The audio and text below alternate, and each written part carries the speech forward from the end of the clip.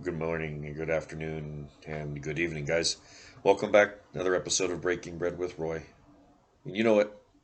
Just like always, I'm Roy, here to continue reading through the Bible, one book, chapter by chapter.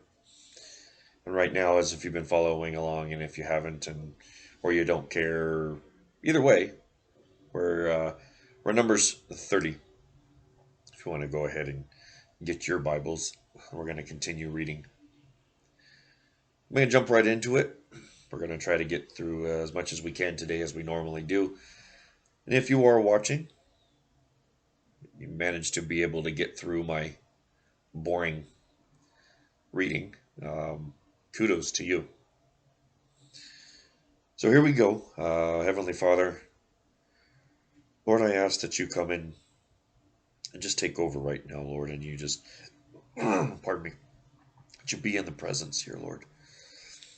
That you would allow the patience to get through the tough reading. And Lord, I also ask for the understanding of what is in the scripture, Father. And allow us to be able to understand exactly it is what we're reading, and then allow it to be read. Allow me to be able to read it so that I understand it, and maybe if anybody listens, Father, that they will be able to understand it as I read it. But mostly, Father, I thank you for the opportunity to be able to read your scriptures and to learn more about you and to use this opportunity to get closer to you as close as possible. I thank you, Father, and in your name, amen. All right, folks, we're going to get right into it. I'm not going to waste any time. Numbers 30. I have to make my adjustment here. All right, let's do it. And Moses spake unto the heads of the tribes concerning the children of Israel, saying, This is the thing which the Lord hath commanded. If a man vow a vow unto the Lord, or swear an oath to bind his soul with a bond, he shall not break his word. He shall do according to all proceedeth out of his mouth. If a woman also vow a vow unto the Lord, and bind herself by a bond, being in her father's house in her youth, and her father hear her vow and her bond, wherewith she hath bound her soul, and her father shall bound his peace at her, then all her vows shall stand, and every bond wherewithin she hath bound her soul shall stand. But if her father disallow her in the day that he heareth, not any of her vows or of her bonds wherewith her hath bound her soul shall stand, and the Lord shall forgive her because her father disallowed her. And if she had at all an husband, and she vowed or uttered aught out of her lips, wherewith she bound her soul, and her husband heard it, and he held his peace at her in the day that he heard it, then her vows shall stand, and her bond wherewithin she bound her soul shall stand. But if her husband disallowed her on the day that he heard it, then he shall make her vow which she vowed, and that which she uttered with her lips, wherewith she bound her soul, of none effect, and the Lord shall forgive her. But every vow of a widow, and of her that is divorced, wherewithin they have bound their souls, shall stand against her. And if she vowed in her husband's house, or bound her soul by a bond with an oath, and her husband heard it, and held his peace at her, and disallowed her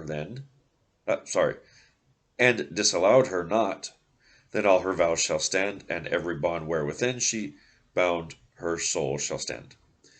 But if her husband hath utterly made them void on the day he heard them, then whatsoever proceedeth out of her lips concerning her vows, or concerning the bond of her soul, shall not stand. Her husband hath made them void, and the Lord shall forgive her. Every vow and every binding oath to afflict the soul, her husband may establish it, or her husband may make it void. But if her husband altogether hold his peace at her from day to day, then he establish all her vows, or all her bonds which are upon her. He confirmeth them, because he held his peace at her in the day that he heard them. But if he shall anyways make them void after that he hath heard them, then he shall bear her iniquity.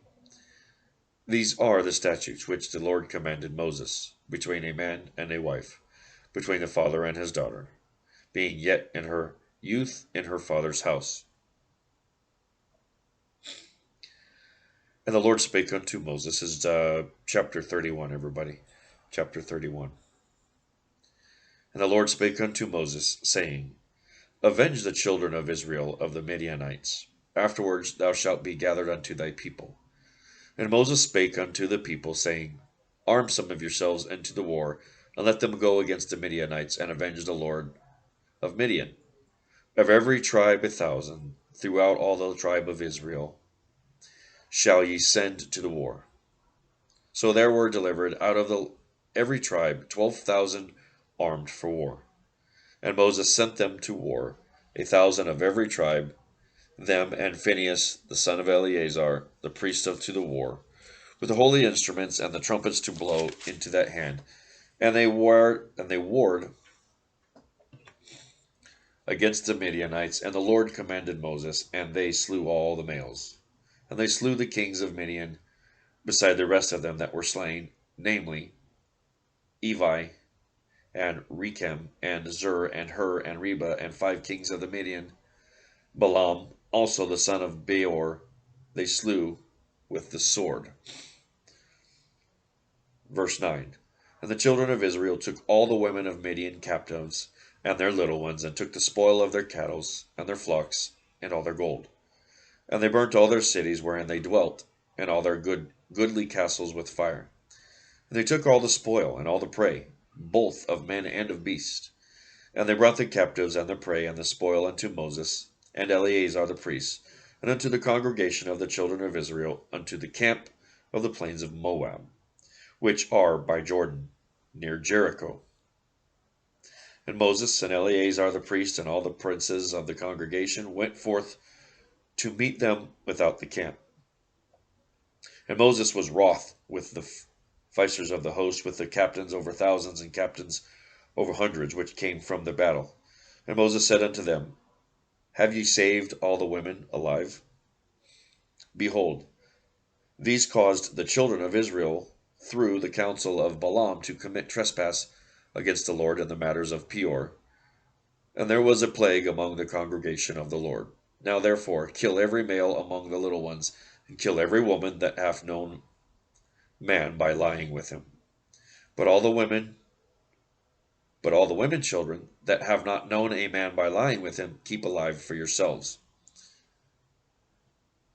And do ye abide without the camp 7 days, whichsoever hath killed any persons, and whoever hath touched any persons, and whoever hath touched any slain, purify both yourselves and your captives on the 3rd day, and on your 7th day.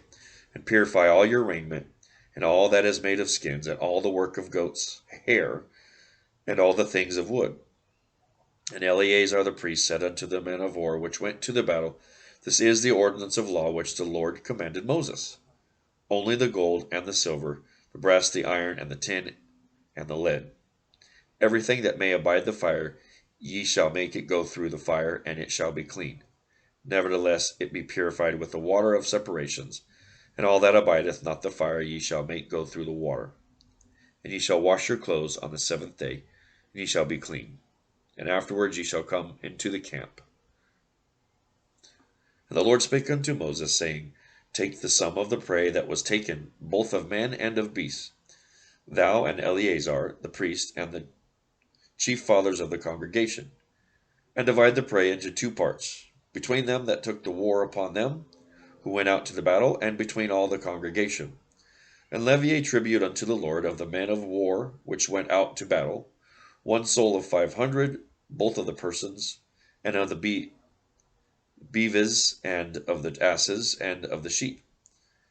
Take it on their behalf, and give it unto Eleazar the priest, for an heave offering unto the Lord. And of the children of Israel half thou shalt take the 1 portion of 50 of the persons, of the beeves, of the asses, and of the flock, and all manner of beasts, and gave them unto the Levites, which kept the charge of the tabernacle of the Lord. And Moses and Eleazar the priest did as the Lord had commanded Moses. Sorry, had to go change. All right, we continue. And do ye abide without the camp 7 days. Whosoever hath killed any persons, and whosoever hath touched any slain, purify both yourselves and your captives on the 3rd day, and on the 7th day. And purify all your raiment, and all that is made of skins, and all work of goats, hair, and all the things made of wood. And Eleazar the priest said unto the men of war which went to the battle, This is the ordinance of the law which the Lord commanded Moses. Only the gold and the silver, the brass, iron, the tin. And you know what? I'm sorry, we did read that, didn't we? So we got to go up to verse 25. And the Lord spoke unto Moses, saying, Take the sum of the prey that was taken, both of man and of beast, thou and Eleazar the priest, and the chief fathers of the congregation. And divide the prey into 2 parts, between them that took the war upon them who went out to battle, and between all the congregation. And levy tribute unto the Lord of the men of war which went out to the battle, 1 soul of 500, both of the persons. Yep, we read that too. Sorry, I thought I knew where we were at. My apologies. We're going to bump down to 32. And the booty, being the rest of the prey which the men of the war had caught, was 600,000 and 70,000 and 5,000 sheep, and 12,000 beeves, and 1,000 asses, and 30 and 1,000 persons in all, of women that had not known man by lying with them. And the half, which was the portion of them which went out of the war, was in number 300,000 and 30,000 and 500 sheep.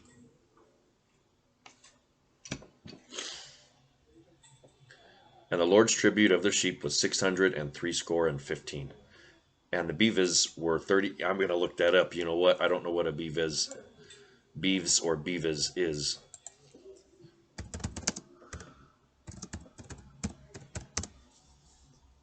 So it says a plural form of beef. Beeves. Beeves or beefs. I think it's just beeves. Beefs. Okay, so multiple pleef. Okay, all right. The beefs. Beeves. And the beeves were 30 and 6,000, of which the Lord's tribute was 80. There we go. Switch back. 315. And the beeves were 30 and 6,000, in which the Lord's tribute was 312. And the asses were 30,000, and the 500, which the Lord tribute was 301. And the persons were 16,000, of which the Lord's tribute was 30 and 2 persons. And Moses gave the tribute, which was the Lord's heave offering, unto Eleazar the priest. And the Lord commanded Moses. And of the children of Israel, half which Moses divided from the men that warred.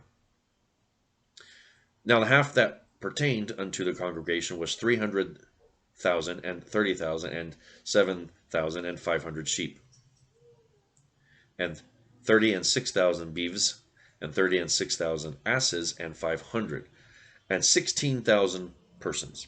Even of the children of Israel's half, Moses took 1 portion of 50, both of man and of beast, and gave them unto the Levites, and which kept the charge of the tabernacle of the Lord, as the Lord commanded Moses, an oblation for the Lord. And the officers which were over thousands of the host, the captains of the thousands of the and captains of hundreds, came near unto Moses.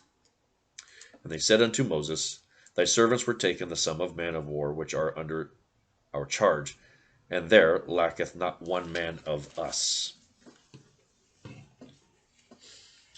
We have therefore brought an oblation for the Lord, that every man hath gotten of jewels of gold, chains, bracelets, rings, earrings, tablets, to make an atonement for our souls before the Lord.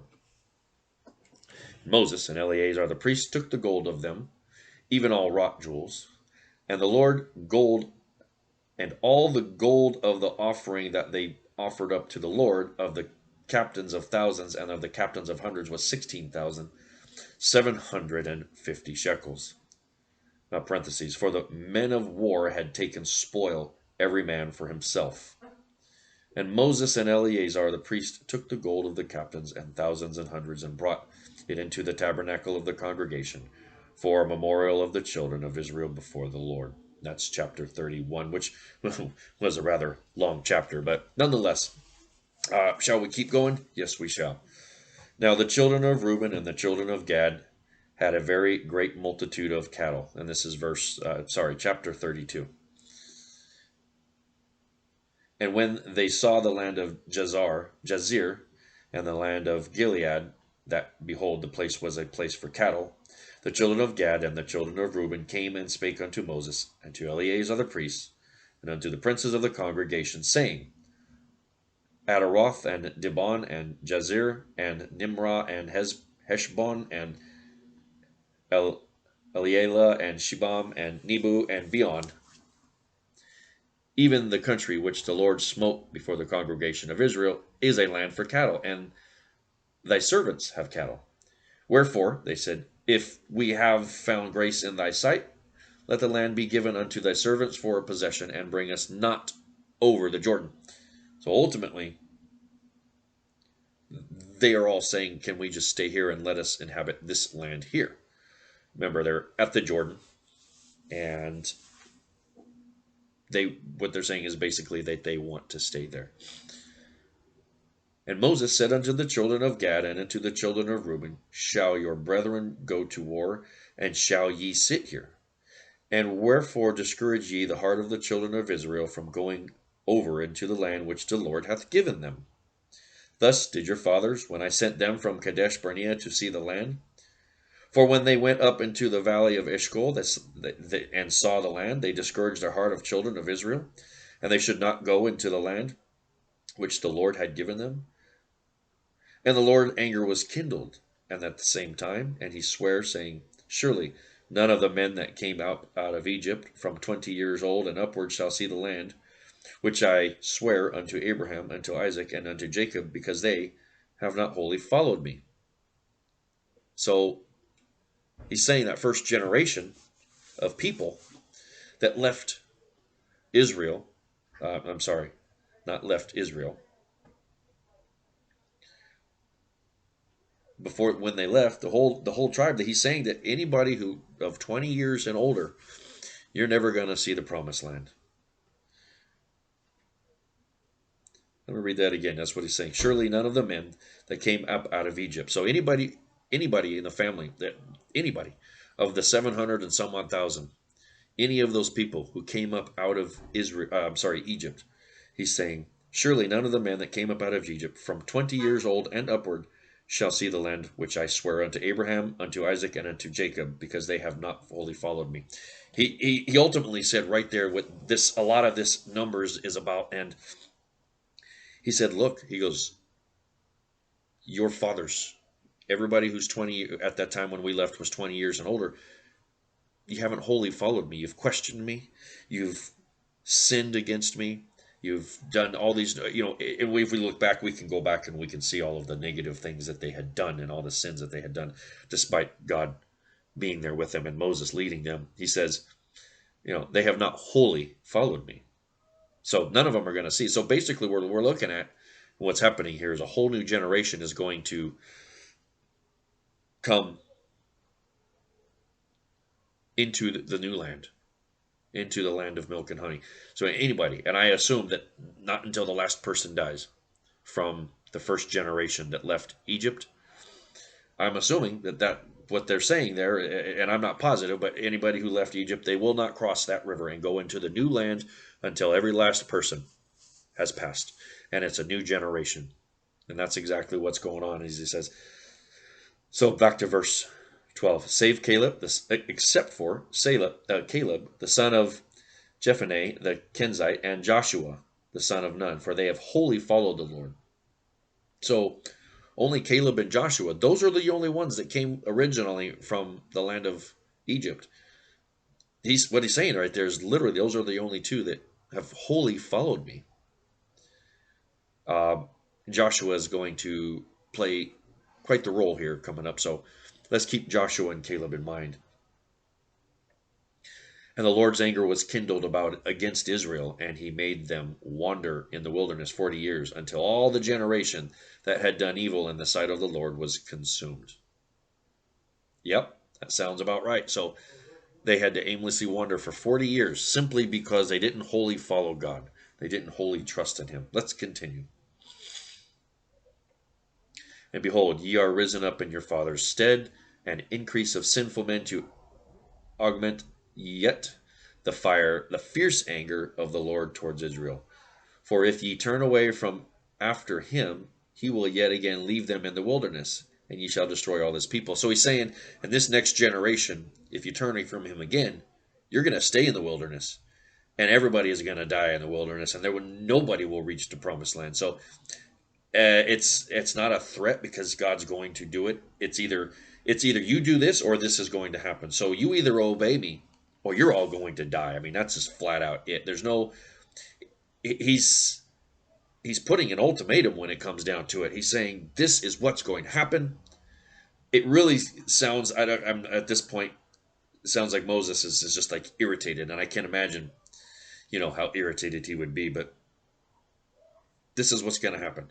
You either follow him or you're going to stay out in the middle of the wilderness, and you're never going to reach the promised land. Let's read that again. For if ye turn away from after him, he will yet again leave them in the wilderness, and ye shall destroy all his people. And they came near unto him and said, We will build sheepfolds here for our cattle, and cities for our little ones, but we ourselves will go ready, armed, before the children of Israel, until we have brought them unto their place, and our little ones shall dwell in the fenced cities because of the inhabitants of the land.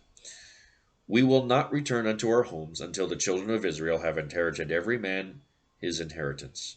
For we shall not inherit with them on yonder side Jordan, or forward because of inheritance is fallen us on this side.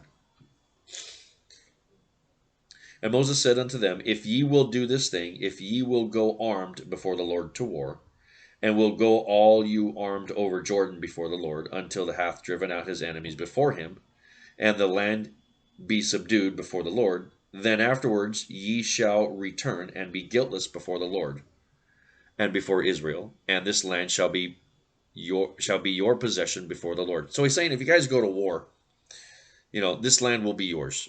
The land that when you go across the river, as long as you go across the river and you take this land, that land is going to be yours.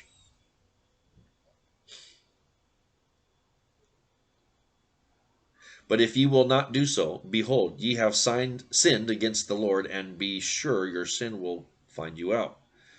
Build your cities for your little ones, and folds for your sheep, and do that which hath proceeded out of your mouth. And he's saying, okay, you admitted, you're right here on this side of the river, you're going to build cities for the little ones.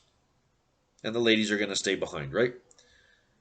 You said it yourself. We'll build the cities here for our sheep and for our kids, and then we will go across and we will take care of business across. We will go to war across the river. We're going to cross the Jordan and go to Jericho. We will do that.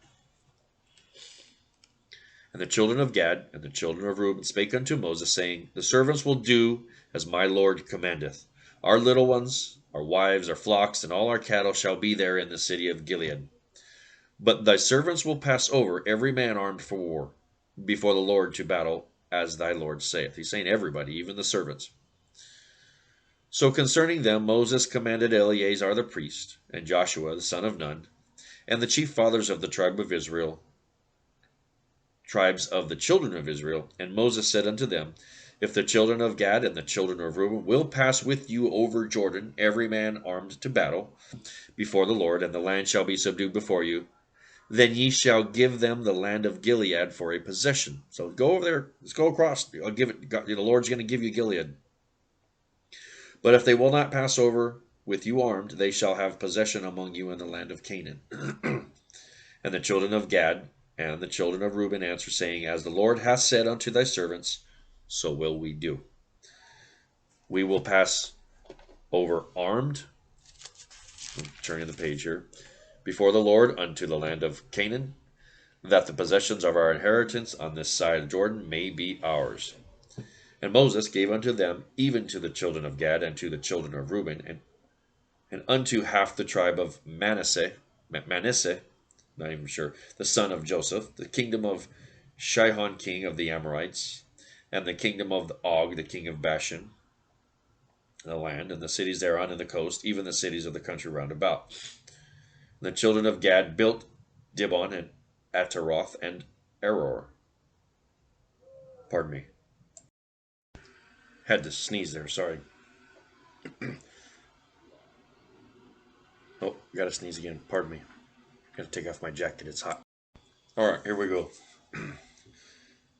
And Atroth, Shofan, Jazer, and Jogbeha, and Beth Nimrah, and Beth Haran, fenced cities and folds for sheep. So those are the name of the cities that they were using to hold the sheep and the kids.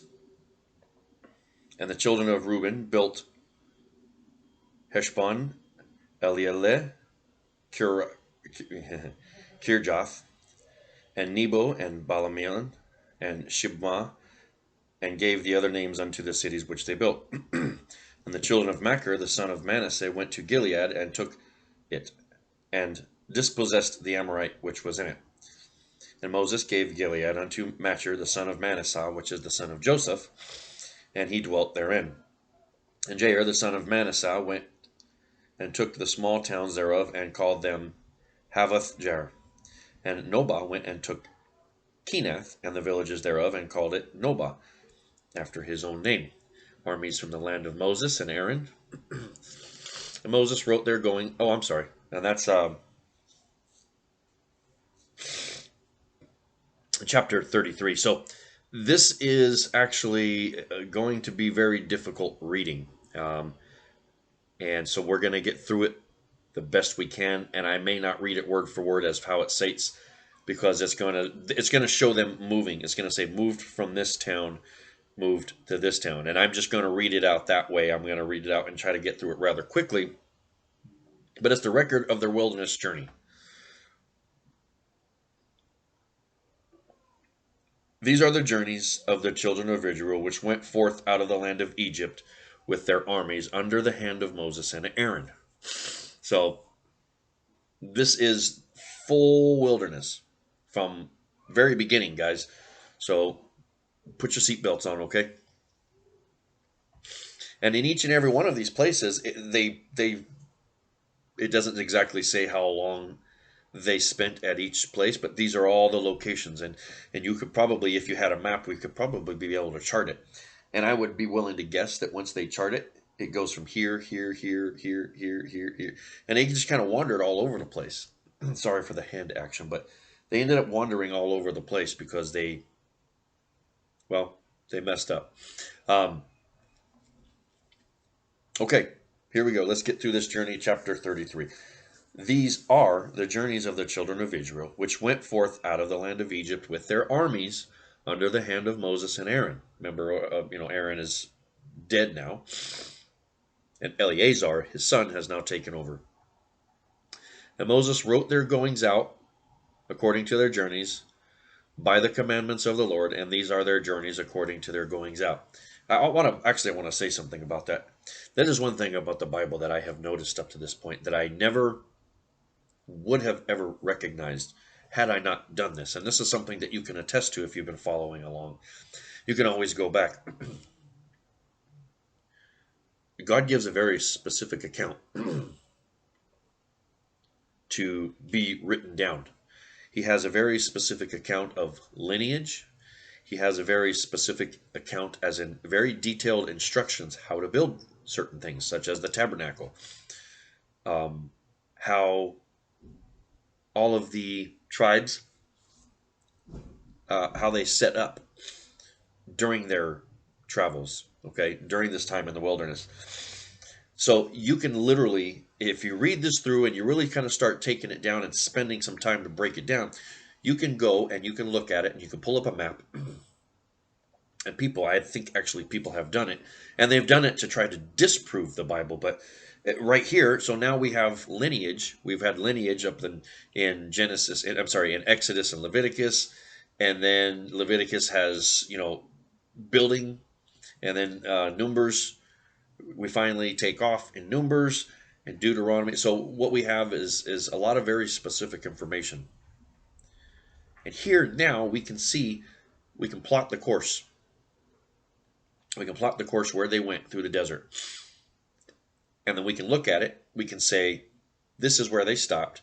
This is where the tabernacle was. This is where the tribes set up. Okay, and then they tore it down, and then they moved over here, and this is how. So we can look at it very specifically. I mean, so there's no question. I think that it's very important, and I think that God did that very specifically because He knew there would be naysayers. I believe that He knew that there would be naysayers, and so in order to prove them wrong, there's going to be an account, because people will say, and I've always been one of these people, where's the proof? You know, I'm the kind of a person that I'll look back at scientists when they try to say, well, they found an artifact and it's 100,000 years old or 1,000,000 years old. And my argument on that is this: how do you know it's 1,000,000 years old?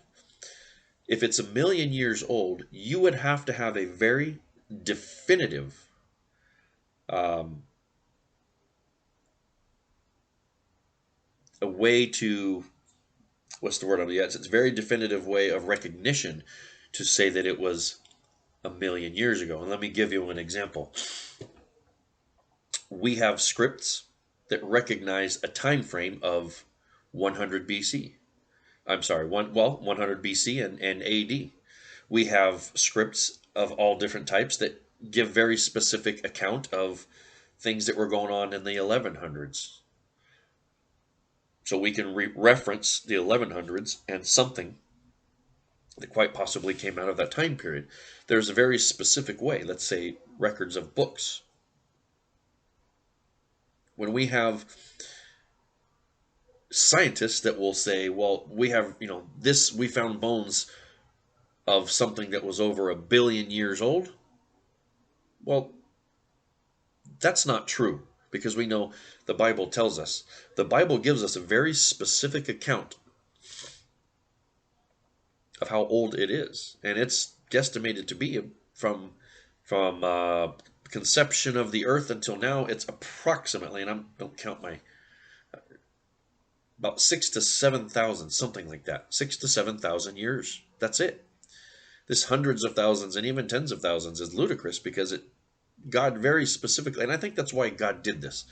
He has very specific handling of lineage, and the whole Old Testament is so far has showed us a whole lot of information that can be documented, and it's also going to be documented in the New Testament. There are going to be things that are also going to be documented, such as the the resurrection of Christ. People will say, no, of course, we know people will argue and say Christ never rose from the dead, but the thing of it is we have verified approximately, I'm not positive on the numbers, but I believe it was about 4 or 500. 4 to 500 people. So very, very important that other people are able to collaborate this. And so we have Moses writing down as instructed by the Lord. So he wrote down all of these places that they went. Let's continue. They departed, and Moses wrote their goings out according to their journey by the commandments of the Lord. And these are their journeys according to their goings out.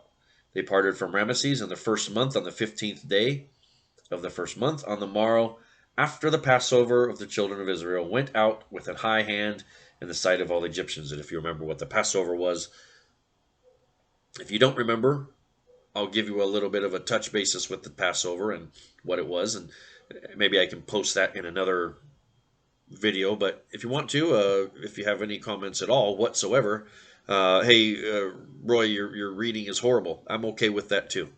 At least I'll know that somebody's reading. Here we go. For the Egyptians buried all their firstborn, for which the Lord hath smitten among them. Upon their gods also the Lord executed judgments. And the children of Israel removed from Ramses and pitched to Succoth, and they departed from Succoth and pitched in Etham, which is in the edge of the wilderness. And they removed from Etham, and again into Phi-Hahiroth, and which is before Baal-zephon, and they pitched before Migdol. And they parted from Pi-Hahiroth and passed through the midst of the sea into the wilderness, and went 3 days' journey into the wilderness of Etham, and pitched in Marah. And they removed from Marah and came into Elam, and Elam were 12 fountains of water, and 70 and 10 palm trees, and they pitched there. And they removed from Elam and encamped in the Red Sea, by the Red Sea. And they removed from the Red Sea and encamped into the wilderness of Sin.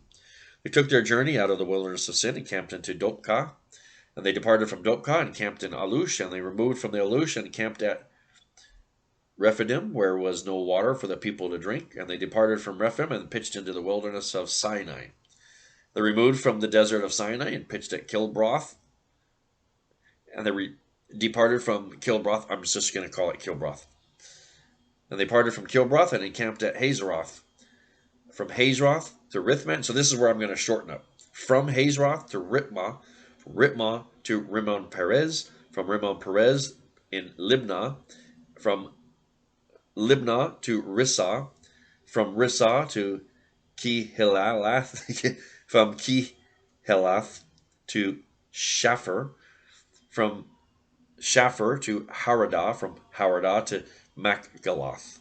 They went from, when they left camp from Machgaloth, they went to Tahath, and when they left Tahath, they went to Terah, and continue on in that pattern from Terah to Mitkah, from Mitkah to Hashmanah, from Hashmanah at Moseroth, and from Moseroth to Ben Jakan, from Ben Jakan to Hor Haggidgad, and from Hor Haggidgad, and pitched in Jotbathah, and from Jotbathah to Ebronah. And when they left from Ebronah, they went to Ezion Gaber, and when they left Ebion Gazer, they went into the wilderness of Zin, which is Kadesh. From Kadesh, Mount Or, in the land of Edom, and Aaron the priest went up to the land, Mount Or, of the commandment of the Lord, and died there. So at Mount Or, Or, is where Aaron died. At the commandment of the Lord, and die there in the 14th year after the children of Israel, which come out of the land of Egypt. So 14 years. Now, mind you, had they listened, they would have been there in 11 days. But because they did not listen to God, 48 years. Man, doesn't that just burn you? And Aaron priest went up to the Mount Or and commanded it. And Aaron was at 123 years old when he died in Mount Or. And King Arad, the Canaanite, which dwelt in the south of the land of Canaan, heard of the coming of the children of Israel. And they departed from Mount Or and pitched in Zalmanah, from Zalmanah into Punon, and from Punon into Oboth, and from Oboth into Ig Abarim, and in the border of Moab. And then they from Lim and pitched the Dibon Gad, and they removed from Dibon Gad and Almon, and they removed from Almon and pitched into the mount of Abarim, just before Nebu, and they parted from the mountains of Abraham and pitched into the plains of Moab by the Jordan near the town of Jericho. The town of Jericho. Sound familiar to anybody out there, the town of Jericho? Huh. I think that might be something going to happen very significant in Jericho, if you know your Bible. And they pitched by Jordan from Beth Jesimoth, even unto Abel Shittim, in the plains of Moab. And the Lord spake unto Moses in the plains of Moab by Jordan, near Jericho, saying, Speak unto the children of Israel, and say unto them, When ye are passed over Jordan unto the land of Canaan, then ye shall drive out all the inhabitants of the land from before you, and destroy all their pictures. Destroy all their molten images, and quite pluck down all their high places. And ye shall dispossess the inhabitants of the land, and dwell therein, for I have given you the land to possess it. Guys, God is taking the land from the Canaanites. Why is that?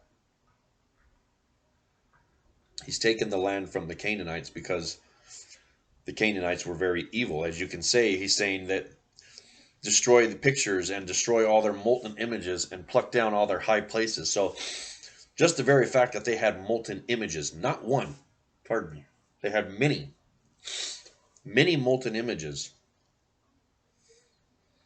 I think that just goes to show that how evil they actually were. So God said he's going to destroy the Canaanites, and he's going to destroy them by sending in He's going to send in the children of Israel, which is why he told them, and Moses had that conversation.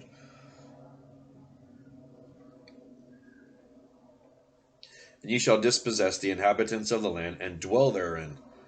For I have given you the land to possess it. And ye shall divide the land by lot for inheritance among your families, and to the more ye shall give the more inheritance, and to the fewer ye shall give the less inheritance. Every man's inheritance shall be in the place where his lot falleth. According to the tribes of your fathers ye shall inherit. But if ye shall not drive out the inhabitants of the land from before you, then it shall come to pass that those which ye let remain of them shall be pricks in your eyes and thorns in your sides, and shall vex you in the land wherein ye dwell. He's saying that if you leave anybody alive, their evil ways are going to infect you. You're already of the new generation of Israel. You're already the new Egyptian. If you don't get rid of the Canaanites, every last one of them, their bad behaviors, their gods, what they called gods, were going to start infecting each and every one of the children of Israel. Got to get rid of them. He said, you must get rid of them all.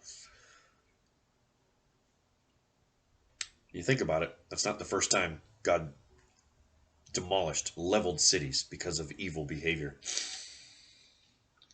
Kind of makes me think of a particular country that I know that is so desperately evil. Yeah, that's what I'm thinking. But if ye do not draw them out of the inhabitants, okay. Moreover, it shall come to pass that I shall do unto you as I thought to do unto them. So you don't do that, I'm going to level you guys, basically. So, that's the 33. What I'm going to do is I'm going to take a break, and I'm going to split this up into the last two chapters, 3 chapters or whatnot. So I am going to take a pause. I'm just going to separate this up, and we're going to continue on another video. So we'll be right back, and we'll probably end up posting it on the same day, maybe not. So, all right, guys. God bless you, and we'll see you on the next video.